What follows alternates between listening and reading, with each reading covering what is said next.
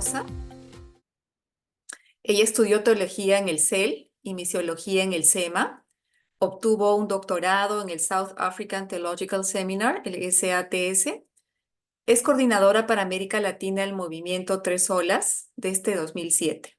Es miembro además de la Fraternidad Teológica Latinoamericana y tiene experiencia de más de 4 décadas acompañando al liderazgo indígena en la Amazonía. Por más de 13 años vivió en la etnia Kandoshi y su interés es que la evangelización sea integral y contextual, considerando la interculturalidad en un mundo tan globalizado con intercambios constantes como el nuestro.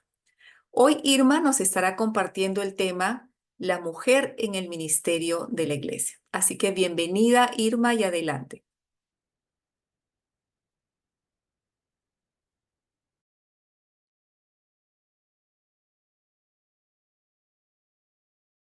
Buenas tardes, muchísimas gracias Yadira por esta invitación y a todos los que están presentes, que Dios les bendiga y que tengamos una tarde pues de aprender la una de la otra y de reflexionar en lo que Dios quiere para nosotros como mujeres que estamos en liderazgos, ¿verdad? Sí, me toca compartir con ustedes acerca del ministerio de la mujer en la iglesia. Realmente este es un tema controversial en mi caminar por tantos años en el ministerio, siendo mujer soltera, empezando bastante joven el ministerio, en una sociedad bastante machista, ¿no? He asistido a muchas reuniones que se han tratado sobre este tema acerca de la mujer, del rol de la mujer en la iglesia. Em, y hay muchas posiciones y generalmente en los grupos en que se ha trabajado no se ha entrado a un acuerdo así bien tácito, que ya se puede decir así es, así se dice, y creo que va a seguir siendo controversial en el camino porque se continúa teniendo bastantes ideas de lo que significa. Y yo más me centro en lo que significa el trabajo formal, ¿no? Que ellos quisieran. Si la mujer formalmente puede trabajar así. Pero sin embargo, en el camino me doy cuenta que nosotros las mujeres, sin ser reconocidas de manera formal o siéndolo o teniendo un espacio en que Dios nos da para trabajar, necesitamos tomar ese espacio con responsabilidad y dar a conocer lo que el Señor quiere de nuestras vidas como mujeres.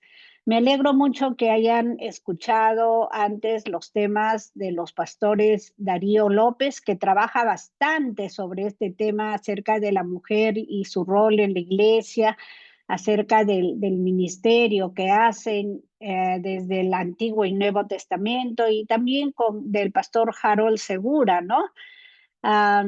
Qué bueno que estos temas ya desarrollados nos dan una buena base para entender que la tarea prioritaria de la mujer deriva directamente del hecho de haber sido creadas a la imagen y semejanza de Dios y que al igual que el varón, ¿no? También tenemos vocación, recibimos el mismo mandato y gozamos de los mismos privilegios en el camino que el Señor nos da. Quisiera entrar un poquito a Gálatas, al capítulo 3, versículo 28, que es un versículo que nos lleva a unificar comportamientos que los judíos tenían por causa de la ley, ¿no? Son para ese espacio, para ese contexto. Y para entender el contexto de este tiempo, vamos a leer desde el versículo 25 hasta el 29. Y dice así: pero ahora que ha llegado la fe, ya no estamos sujetos a la ley, que era quien nos guiaba. Todos ustedes son hijos de Dios mediante la fe en Cristo Jesús. porque todos los que han sido bautizados en Cristo se han revestido de Él. Ya no hay judío ni griego, no hay esclavo ni libre, no hay hombre ni mujer, sino que todos ustedes son uno solo en Cristo Jesús. Y si ustedes pertenecen a Cristo, son la descendencia de Abraham y herederos según la promesa. Bueno, acá en el versículo 28, ¿no? Pablo está hablando que ya no estamos bajo, que ya no estamos bajo la ley, entonces que ya no hay judío ni griego, ni esclavo ni libre, ni hombre ni mujer. En la gramática española, ni es una conjunción negativa que se utiliza para indicar negación. Y el apóstol Pablo con esta negación está hablando sobre la igualdad y la unidad en Cristo que tenemos todos los creyentes y que todos somos privilegiados sin distinción ni división, ya sea basadas en el origen étnico, ¿no? Judío, griego. ¿De qué etnia perteneces? ¿Quién es superior? Hay etnias superiores a las otras. En ese tiempo los judíos, según la ley, estaban por encima de los gentiles. Los despreciaban, realmente los tenían en poco, no los consideraban personas como ellos, ¿no? Sino de un bajo nivel, de una situación en que realmente no era de igualdad.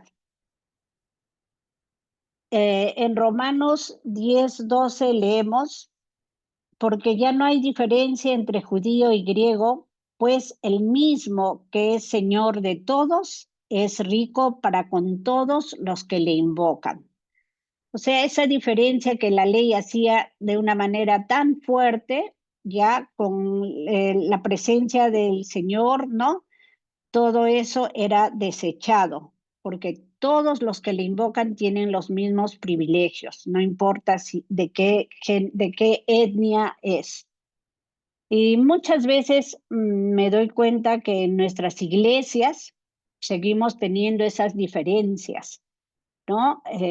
Me doy cuenta cuando yo estoy trabajando con los grupos de las etnias de la Amazonía, y estoy en una iglesia en una ciudad.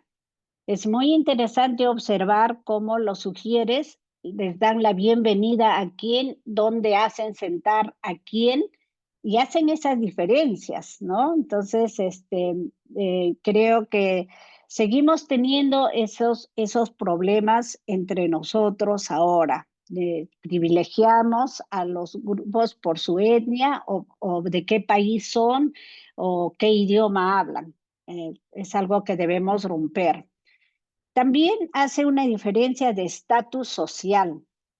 Ya no hay esclavo ni libre. Cristo pertenece por la fe tanto al esclavo como a los libres. En ese tiempo los esclavos no tenían ningún derecho ni oportunidades a su favor. Primera de Corintios 7:21 dice, fuiste llamado siendo esclavo, no te preocupes, aunque si puedes obtener tu libertad, prefiérelo, ¿no? ¿Quién en ese tiempo no hubiera querido tener la libertad? Porque los esclavos solo dependían de sus amos. El trato que recibían variaba. Estaban sujetos a la voluntad de sus amos. La iglesia primitiva realmente no rechazó la esclavitud, pero promovió el buen trato y la liberación.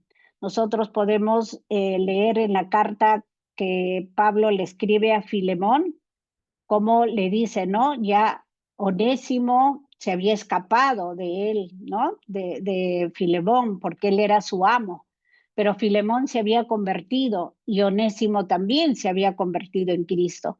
Entonces Pablo le dice a Filemón, ahora recíbele a Onésimo ya no como esclavo, sino como tu hermano en Cristo, ¿no? Esa diferencia de romper lo que la ley estaba promoviendo con la presencia de amor, de cuidado, de bendición, de diferencia, de no diferencia en Cristo Jesús. Y algo que en este tema, en esta tarde estamos tratando, era también sobre el género. Dice, ya no hay varón ni mujer. Las mujeres en ese tiempo eran consideradas ciudadanas de segunda clase. Se esperaba que solo se ocuparan de las tareas domésticas, de la crianza de los hijos, de mantener limpia la casa y cocinar. Era bien raro ver a una mujer que recibía una educación formal.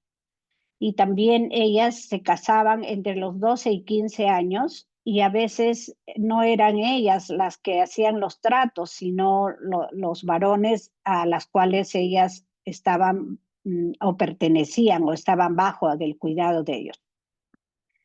Tampoco tenían derecho a herencia igualitaria, estaban excluidas de la vida pública y religiosa, siempre estaban bajo la autoridad de un hombre, ya sea su padre, su esposo, o si moría el padre y se quedaba la hija, entonces el hermano.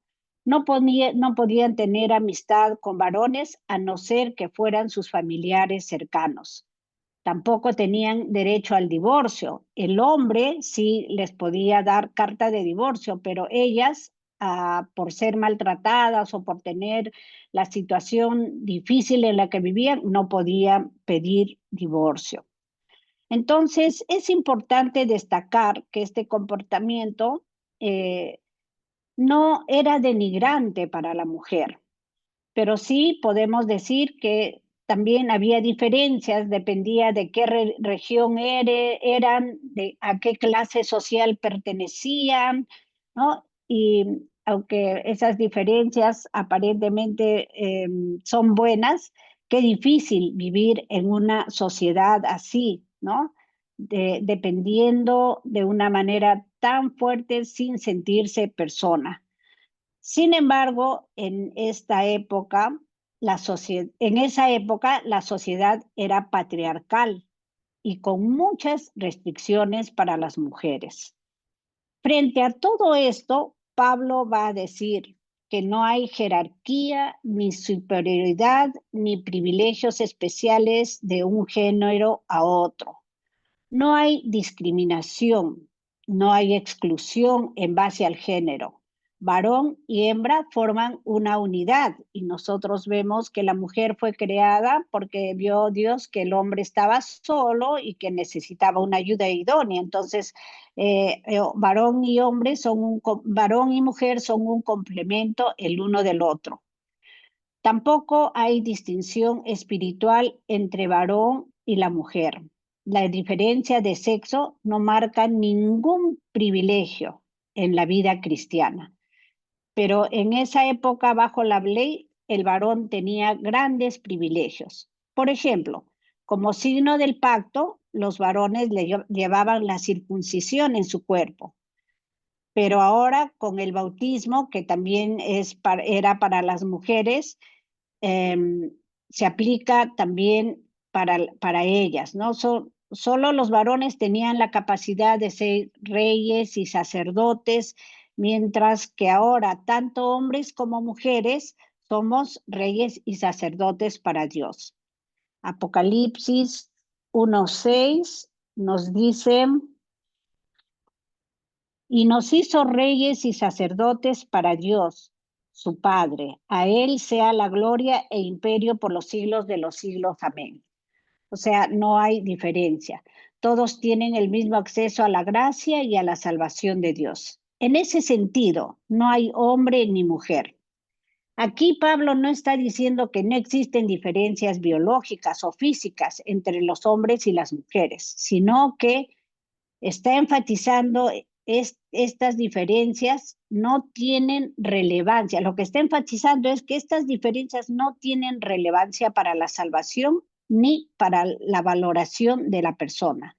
Afirma que todo hombre y toda mujer tienen igualdad en su relación con Dios.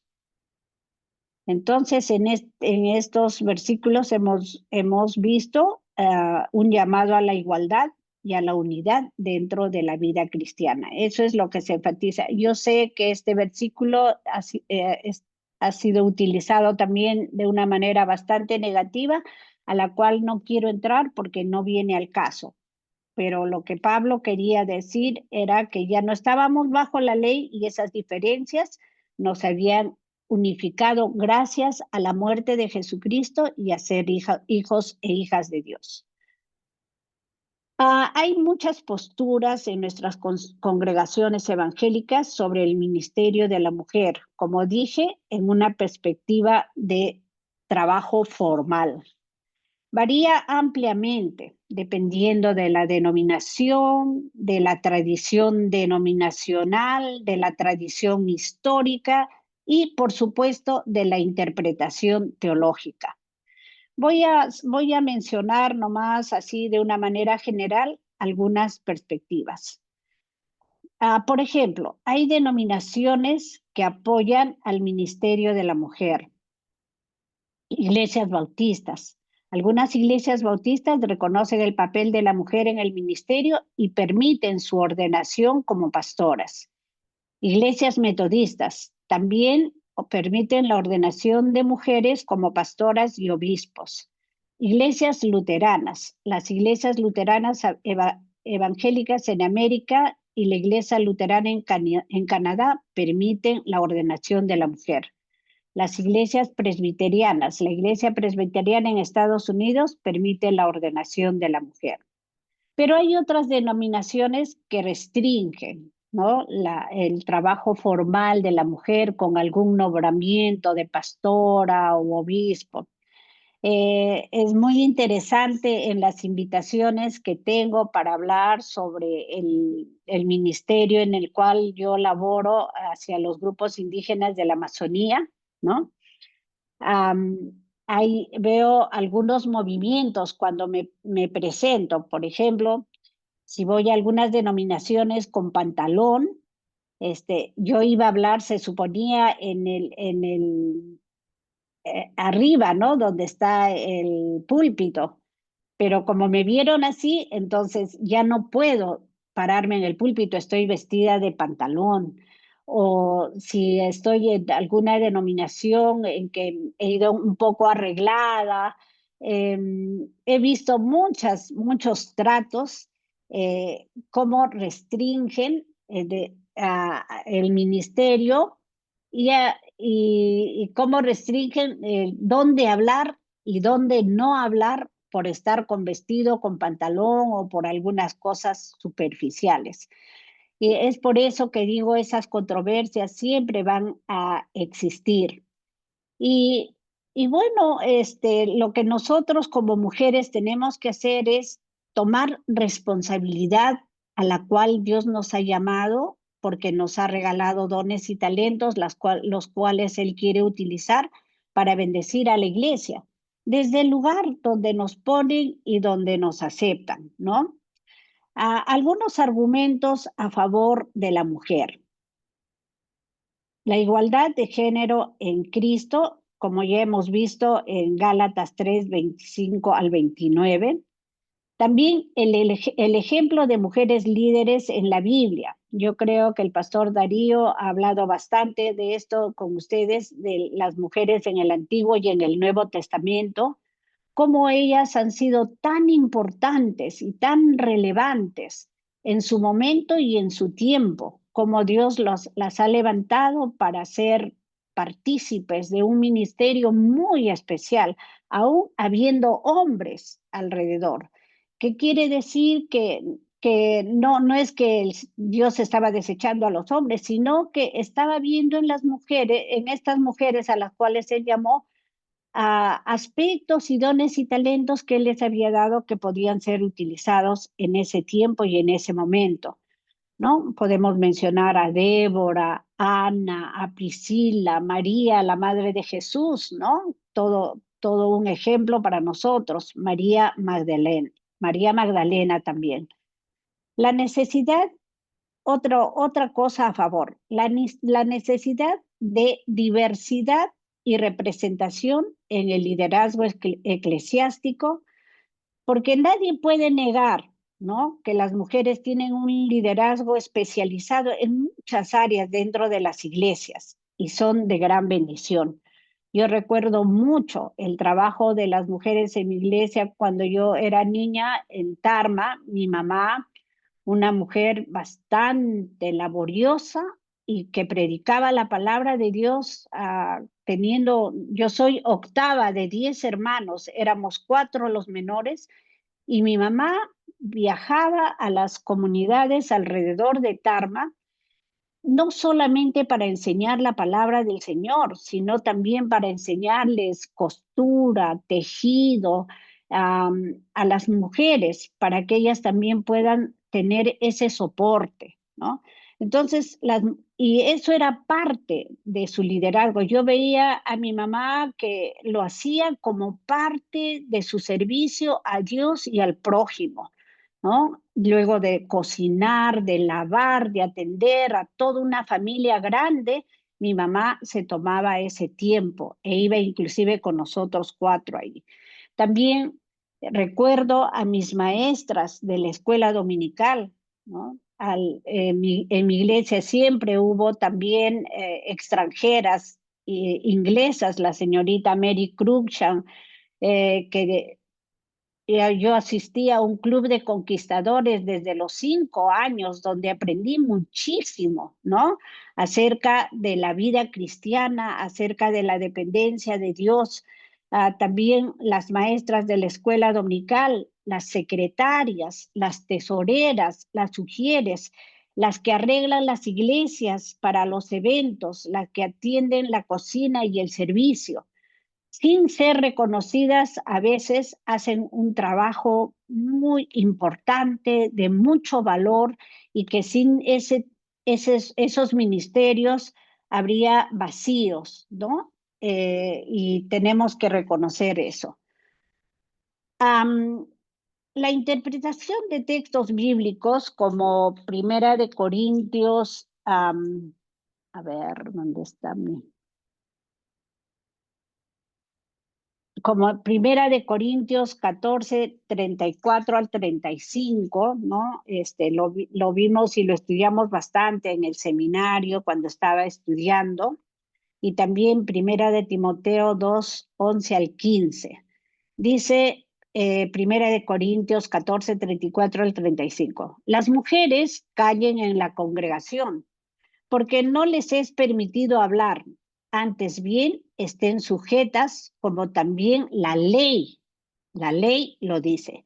Y si quieren aprender algo, pregunten a sus maridos en casa, porque no es decoroso que la mujer hable en la congregación.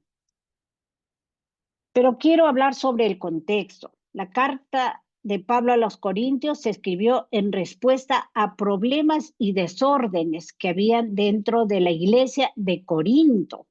En este capítulo, Pablo está abordando el tema de la adoración y de la conducta de la congregación.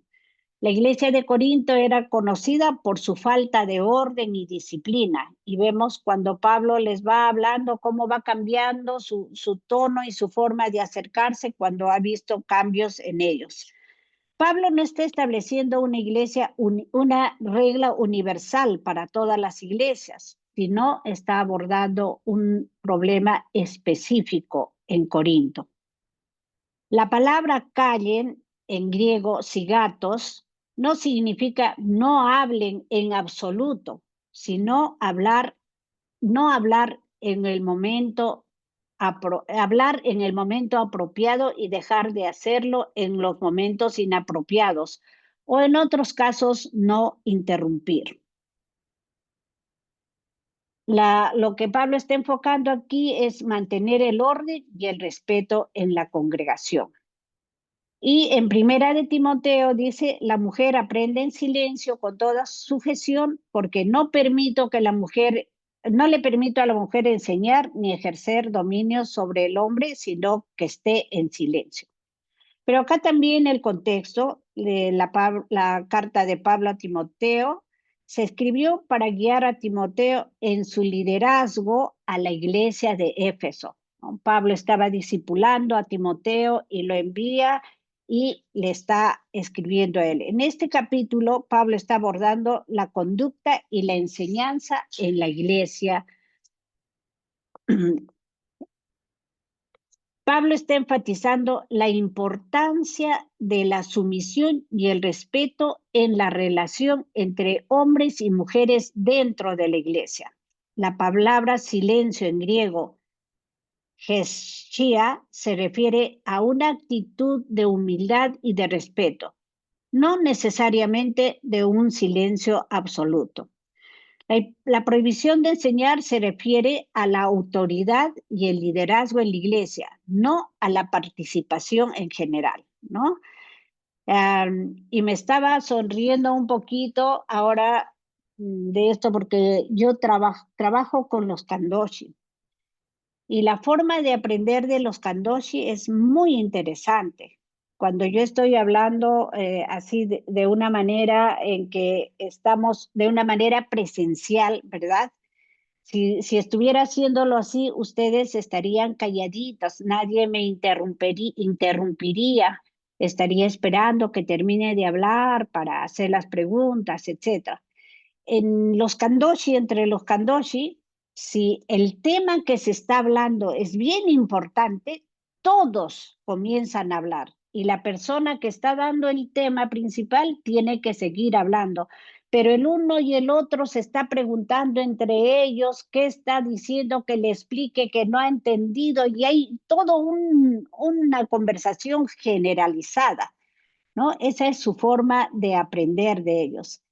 Entonces, hay formas también culturales, ¿no? Que no precisamente tiene que ver con lo que dice la palabra de Dios, sino nosotros tenemos que ir aprendiendo y entendiendo. Y esto es lo que estaba pasando en la iglesia de Éfeso y también en la iglesia de Corintios, y es lo que Pablo está queriendo llamar al orden.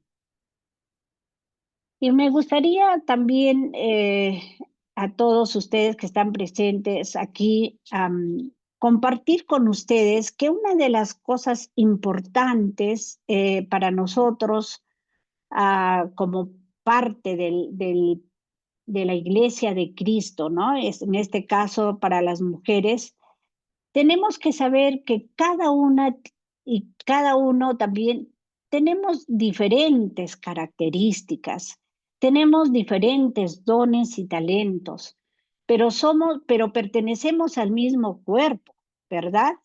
Y me gustaría en ese sentido, en ese contexto, hablar un poquito de dos ejemplos, dos ejemplos de mujeres, una del Nuevo Testamento y la otra del Antiguo Testamento, para hacer esa relación de diferencia que hay entre cada una de ellas, pero cómo Dios les utilizó y en qué les utilizó. Vamos a hablar, voy a ver de María Magdalena. María Magdalena es una figura bíblica que se encuentra en los 4 evangelios del Nuevo Testamento, una de las muchas mujeres que participó activamente en el ministerio de Jesús. Por ejemplo, ella se destacó por ser una mujer que comenzó a seguir a Jesús luego de que Jesús había quitado de ella 7 demonios. Para ella no había ninguna forma de vivir a no ser que sea sirviendo a Jesús. Y ella fue la testigo de la crucifixión y resurrección. Vemos ahí en varios de los pasajes que estuvo presente cuando le estaban crucificando a Jesús. También fue la primera mujer en testificar sobre la resurrección de Jesús. Y esto es bonito, ¿no? Ella con ese sentido maternal, ese sentido de hermana, ese sentido que nosotras las mujeres tenemos de compasión, no le dejó a Jesús en en los tiempos más álgidos, en esos tiempos de sufrimiento, en ese tiempo que Jesús era acusado y llevado hasta la muerte y a muerte de cruz. Ella con mucha valentía y lealtad le siguió demostrando hasta el fin ese acercamiento de seguidora, de admiradora de lo que Jesús era y de lo que Jesús, en agradecimiento a lo que había hecho con ella. Su arrepentimiento genuino cambió su vida de tal manera que solo podía vivir sirviendo a Jesús en su caminar, haciendo de su fe una vivencia continua.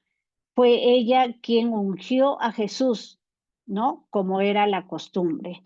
Ella estuvo en esos momentos precisos, importantes, por ese sentido maternal, ese sentido de hermandad, ese sentido de empatía tan desarrollada que muchas mujeres lo tenemos.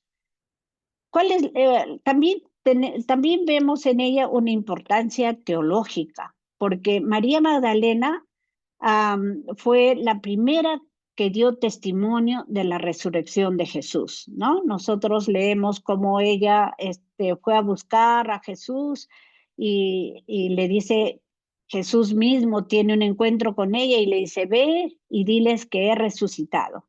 Y cuando ella se lo dice, los discípulos no le creen, pero ella fue la primera en que vio a Jesús y cuando quiso tocar a Jesús, Jesús le dijo que no le toque, que todavía no ha ido al Padre. Hermanos, entonces, esas características tan importantes de María Magdalena, ¿no? Fueron precisamente para ese tiempo, para que nosotros aprendamos de ella esa forma de vida, esa forma de agradecimiento, esa forma de acercamiento, esa forma de seguimiento a Jesucristo. En el Antiguo Testamento quisiera hablar de Débora, una mujer que a mí siempre me impresionó en cómo ella tomó esa autoridad, se puede decir, ¿no? Para poder cumplir con lo que Dios le mandó en ese tiempo. Es una figura importante en el Antiguo Testamento. Es mencionada en Jueces en los capítulos 4 y 5. Ella fue la cuarta jueza y fue profetisa de Israel. Fue llamada por Dios para liderar en Israel en un momento de opresión bajo el dominio cananeo. Ella fue quien convocó a Barak, el líder militar, para que reuniera al ejército y fuera a luchar contra los cananeos. A pesar de las dudas iniciales de Barak, ella profetizó que Dios les entregaría a Sísara, el enemigo, en sus manos. Débora, una mujer valiente. Ella no se amilanó ante los enemigos de Israel, ¿no? Jugó un papel clave en la victoria sobre el ejército del pueblo de Israel contra Sísara. Fue elegida por Dios para gobernar a su pueblo en un momento de gran necesidad. Era una mujer con liderazgo. Débora fue una líder espiritual y política en Israel. Recibió mensajes directos de Dios y los transmitió y transmitió las instrucciones a los líderes de Israel, lo que le convirtió en una profetisa. Convocó al ejército israelita para luchar contra los cananeos. Fue una de las juezas de Israel designada para resolver conflictos y administrar justicia. Fue descrita como una mujer sabia y prudente, capaz de tomar decisiones juiciosas. Débora fue devota, su fe en Dios era profunda y siempre buscó seguir su voluntad. También una mujer inspiradora, inspiró a Barak, el líder militar, a cumplir con la tarea que Dios le había encomendado, porque cuando ella le dice que él debe ir a luchar contra Sísara, él le dice a ella, si tú no vas, yo no voy, ¿no? Barak había sido inspirado por la fortaleza, por la valentía de esta mujer. Y al final en el capítulo 5 vemos cómo Débora da un canto de alabanza por la victoria contra los enemigos, ¿no? Una mujer de armas tomar, una mujer que decidió obedecer a Dios y por eso Dios le pudo utilizar de esa manera. Es un ejemplo notable de liderazgo, fe y valentía en la Biblia, y su historia sigue inspirando a muchas personas hoy en día. Quiero saber si ya es la hora y hablé cuántos minutos. Por favor, ¿quién me puede decir?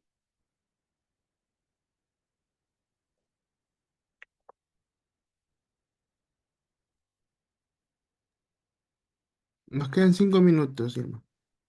Ya, muy bien. Bueno, entonces concluyendo, hermanas, nosotros como mujeres como hay tanta controversia en qué podemos trabajar de una manera formal o no, nuestro deber y nuestro interés es que sin ninguna distinción, ¿no? Estemos convencidas que Dios es quien escoge, quien nos llama, quien envía y quien va con nosotras. Lo que espera Dios de nosotras es que cuando nos llame estemos dispuestas a mojarnos los pies para que se abran las aguas y pasemos en seco. No es fácil, ¿no? Un ministerio, yo tengo la experiencia, mi ministerio no ha sido fácil. Yo trabajé durante 20 años sin el apoyo de mi denominación, sin el apoyo de mi iglesia, sin el apoyo de mi pastor, porque no comprendieron cuando Dios me llamó para ir a la Amazonía, para trabajar entre los grupos indígenas. Ellos no entendían por qué estaba yéndome allí si me necesitaban, entre comillas, en la ciudad. Pero esos 20 años Dios me cuidó, fue Él quien me proveyó el dinero que necesitaba para movilizarme, pero así bien a las justas, de tal manera que también ese límite me permitió decidir trabajar en una comunidad por 13 años para no gastar y convivir con ellos, para no gastar en los pasajes, que era muy costoso. Pero me sirvió mucho para conocer la cosmovisión, para entender la realidad indígena, para poder comprender por lo menos un grupo indígena, para poder hablar desde ahí las diferencias y cómo nos necesitamos preparar para trabajar en los grupos indígenas, teniendo en cuenta el contexto, el evangelio integral, eh, el evangelio y la cultura, la importancia de aprender el idioma, porque muchas iglesias preparan sus trabajos para entrar a la Amazonía y van y les hablan en un castellano sin entender, casi a imponer nuevas enseñanzas sin primero haberles preguntado a ellos, sin primero haber tenido un tiempo con ellos de conocerlos, de entender su realidad, de dónde rascar, dónde pica para poder rascar con el Evangelio, dónde ellos necesitan cambiar, ¿no? También tuve cáncer en el 2000 y Dios me dio la fortaleza. Tuve un año de quimioterapia y el Señor me sanó completamente, ¿no? También puedo darme cuenta que las que trabajan en la traducción de la Biblia son generalmente mujeres y han sido perseverantes y lo han hecho por mucho tiempo, y cómo el Señor ha suplido sus necesidades.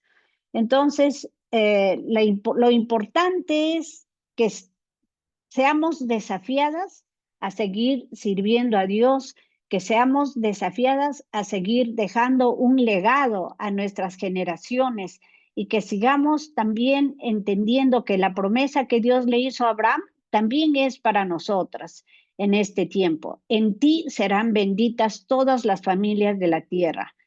En este sentido, el ejemplo de nuestras madres y de nuestras abuelas que han marcado una forma de liderazgo y de servicio como mujeres en nuestras vidas, también nos debe animar a que nosotros dejemos un legado, ¿no?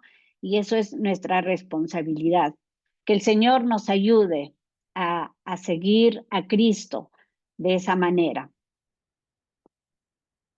Gracias, hermanas y hermanos.